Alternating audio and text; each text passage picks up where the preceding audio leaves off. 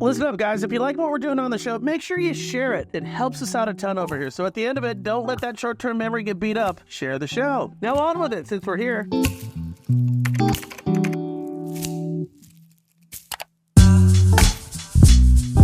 According to Fitch, homes in 91% of U.S. metro areas were overvalued in the third quarter. Home prices are overvalued by 11.1%, an uptick from the prior quarters, as wage growth lagged. And December notched the highest annual price gain since 2022, according to S&P Global. All right, now it's worth noting that the article that Joanna was just mentioning was written in March, of this month, like a couple of days ago. Since March of this month, we have already seen prices rebound from the slight slump that we saw at the end of Q3 23. So riddle me this once again, loan officers. How the hell can we be overpriced while we're still continuing to march upwards with our prices? But here's the bigger question. If prices are still going up, what then happens if rates go down? Yikes. According to Redfin, new listings for homes for sale climbed 12.9% year over year in February. Total inventory also improved as total homes for sale did not decline for the first time in 9 months. Demand remains weak with mortgage purchase applications down 4 weeks in a row. All right, for all practical purposes, this would be deemed an improvement, would you not then agree? You may not see this, but this market, it's a one-trick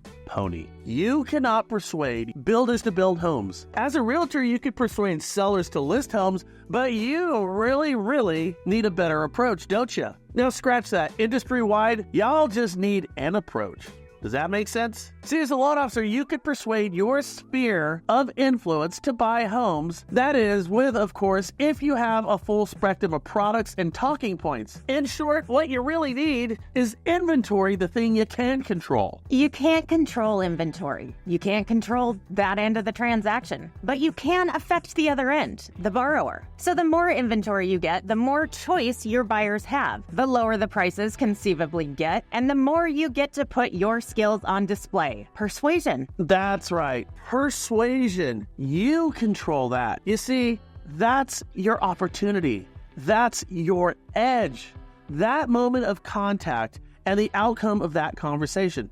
That's your edge. Persuasion. That singular moment is where all the magic happens for you with your business. Those words that you use, the statements you make, the rebuttals you float, programs that you can retrieve and recite like off the back of your hand. And of course, the outcomes of those initial short conversations. To put this in perspective, it's the same type of thing that is the difference between Drew Brees and Drew Bledsoe. They're both Drews, but which career is yours patterning? Loan officers, I implore you, you have your skills like any other profession. To truly succeed, you've got to refine them, especially in the hardest of games like the market that you're in right now. And for those of you who've been in these type of difficult markets long enough, we've got precedents, don't we? That 08, 09, and 10 market. Back then, we had to persuade buyers, and we either found it or we didn't. We're looking for that again. The good news is, it looks like we're going to have more inventory. The bad news is, for some inexplicable reason, prices aren't coming down just yet. But just keep watching.